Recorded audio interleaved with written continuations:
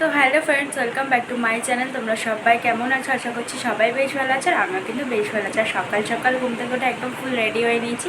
এখন বাজে 7:30 কি 7:45 এরকম হয়তো বাজে, খুব জোর। আর ফ্যানের আওয়াজে একটু অসুবিধা হবে, তোমরা একটু ম্যানেজ করে নিও আর একটু মানিয়ে গুছিয়ে নিও, মানে কিছু করার নেই।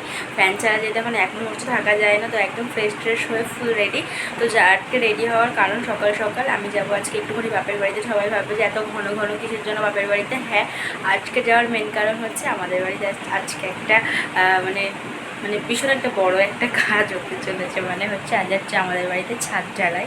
তো সেই কারণেই আর কি যাওয়া। তো যাওয়ার মধ্যে যাব আমি একা। তো বাবারও যাওয়ার কথা ছিল, বাবার গরমের জন্য আর বাবা এখন আর যাবে না বললো। আর সুবর্ণ আজ ডিউটি পড়ে গেছে, তো সেই জন্য যেতে পারবে না, ওখানে ঘুমাচ্ছে। আর ওইখানটাতে দেখো আমি একটা টেডি একটা বার করেছি। এই টেডিটা শুভ আমাকে একবার টেডিদের সময় গিফট করেছিল, আর একটা তো ওপরে রয়েছে, যেটা আমি আমার অ্যানিভার্সারির সময় পেয়েছিলাম। তো যাই হোক, তো চলো বেরোবো। আর তো রেডি হয়েই নিয়েছে, যাবো 8:40 লেডি স্পেশালে করে। তো সেই জন্য আরও তাড়াতাড়ি হয়ে করে আর কি রেডিটা হয়ে নিয়েছি। অনেক সকালবেলা ঘুম থেকে উঠতে একটা কষ্ট। তো যাই হোক, চলো আর বেশি কোনো কথা বলবো না, আগে চটপট করে বেরোবো। তো পরে আবার তোমার সাথে কথা হচ্ছে। তো এদিকটাতে তারপরে বেরিয়ে পড়েছে। আর তোমরা হয়তো ভাবছো যে আমি একটু আগেই বললাম যে শুভ আমার সাথে যাচ্ছে না, তবুও আবার ও কেন রেডি হয়ে আমার সাথেই বেরিয়েছে। তো যাই হোক, ও বলেছিল ফার্স্টে যাবে না। তো যাই হোক, তো তারপরে ও একটুখানি সময়ের জন্য আর কি যাচ্ছে। আমি ওকে বারণ করেছিলাম যে এত গরমের মধ্যে তুমি যেও না, মানে মানে ওরই কষ্ট হবে। তো সেই জন্য আর কি আমি বলেছিলাম যে তোমার যাওয়ার দরকার নেই। তো যাই হোক, তো ও কিন্তু আবার অনেকটা তাড়াতাড়ি চলে এসেছিলো। তো তারপরে আমরা টোটো করে সোজা মানে স্টেশনে চলে এসে স্টেশনে আসবার পরেই দেখলাম আর কি 9টার ট্রেনটা আর কি ঢুকলো সবেমাত্র।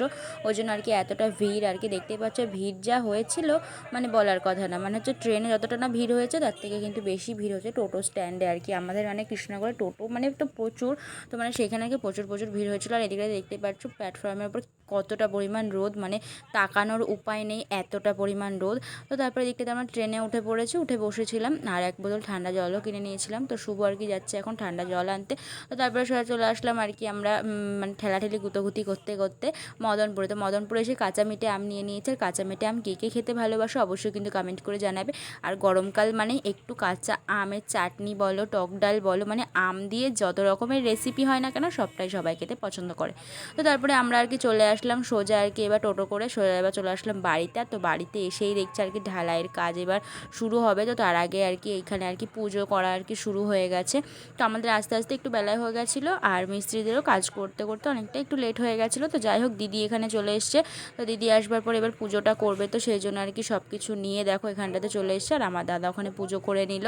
তো পুজো করে নেওয়ার পরে আর কি ও ফার্স্টে আর কি একটুখানি পাথর আর হচ্ছে সিমেন্ট বালি ওটা আর কি মাখানোটা ও আর কি ফার্স্টে একটুখানি দেবে। তো দেওয়ার পরে ওখানে পুজো করে নিল। তো তারপরে শুভ অনেকক্ষণ ছিল, ছাদ ঢালাই প্রায় অনেকটা এগিয়ে এসেছিলো। তো তারপরে ও খাওয়া দাওয়া করলো। তো খাওয়া দাওয়া করে ও সোজা বেরিয়ে পড়লো। ওকে আমি আমার বোন গিয়ে আগিয়ে দিয়ে আসলাম। তো ওকে আগিয়ে দিয়ে আসতে যখন গিয়েছিলাম না, যেই টোটো করে ও গেল, তো সেই টোটোর মধ্যে ছিল হচ্ছে আমার দুটো বান্ধবী, মানে স্কুল লাইফে দুটো বান্ধবী, মানে ওদের সাথে আর কি এক ক্লাসে আমরা পড়তাম। তো একটার মেয়ে হয়েছে, তো মানে ওর মেয়েকে আর একজনা ধরে নিয়ে যাচ্ছিলো। তো তারপর আমি আমার বোন চলে আসলাম, আর আড্ডা মেরে বললাম যে আমার বরকে ভালো করে দেখে শুনে নিয়ে যাস। তো যাই হোক, তো হচ্ছে তারপরে আমি আমার বোন চলে আসলাম হাঁটতে হাঁটতে এবার বাড়ির দিকে। তো এখানটাতে নিয়ে নিয়েছি আখের রস আমি আমার বোনের জন্য। আমরা দুজনে এবার খেতে খেতে সোজা যাচ্ছি এখন বাড়িতে। দেখতেই পারছো কীরকমভাবে আখের রসটা খাচ্ছিলাম। তো তারপরে বাড়িতে মানে শুভকে খাওয়ানোর সময় আমিও না অল্প একটুখানি ভাত খেয়ে নিয়েছিলাম। আর এবার এখানটাতে সবাই আর কি সকালবেলার খাওয়া দাওয়াটা আর কি শুরু করে দিয়েছে। আর আজকে রান্নাবান্না ছিল টক ডাল, পটল ভাজা, উচ্ছে ভাজা, আর হচ্ছে মাছের ঝোল, চাটনি, পাঁপড়। তো এইগুলোই ছিল। ছোট্ট আমাদের ঘরে হয়েছিল মাছের ডিমের একটা তরকারি, পটল পোস্ত, মানে মানে অনেক কিছুই রান্নাবান্না হয়েছিল। তো যাই হোক, এখানে রয়েছে আমার পিসি, পিসামশাই, দিদি।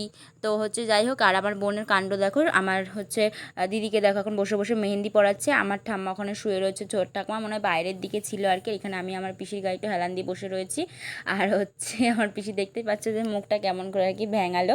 তো যাই হোক, তারপরে দিকটাতে ফাইনালি ছাদ ঢালাই কমপ্লিট হয়ে যাওয়ার পরে এবার সবাইকে দিয়ে দেওয়া হচ্ছে আর কি মিষ্টি।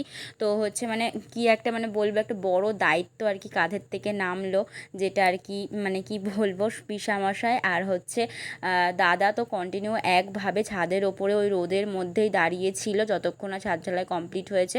তো এই দিকটাতে কমপ্লিট হয়ে গেছে, তোমাদেরকে একবার দেখিয়ে দিলাম যে ছাদ ঢালাই পুরোপুরি কমপ্লিট। তো তারপরে টুকিটাকি কিছু কাজকর্ম ছিল ছিল সেগুলো সবাই আমরা মিলে করে নিলাম, মানে যে কটা মানুষ ছিলাম বাড়িতে সব কটা মানুষ মিলে হাতে হাতে করে টোরে নিয়ে এদিকটাতে আমিও ফ্রেশ হয়ে নিয়ে, মানে বাড়িতে গেলে পরে একটা দিনের জন্য যেটা হয় আর কি, মানে মন খুলে গল্প টল্প করা হয়, তো সেই সব কারণে আমার আর ভিডিও করাটা হয় না। তো তারপরে আমি বাড়ি থেকে আমাকে দাদা দিয়ে গিয়েছিল মদনপুর অবধি, স্টেশন অবধি আর কি দিয়ে গেছিলো।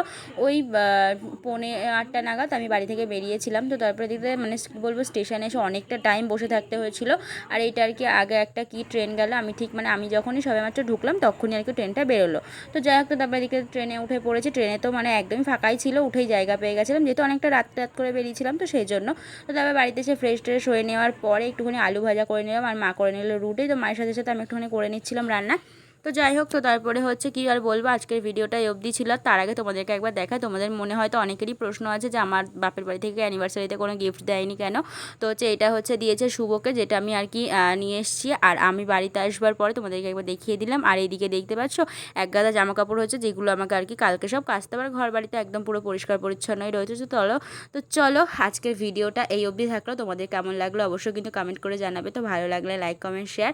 তো দেখা হচ্ছে আবারও একটা নেক্সট ব্লগে। তো এখনকার মতন সবাইকে টাটা।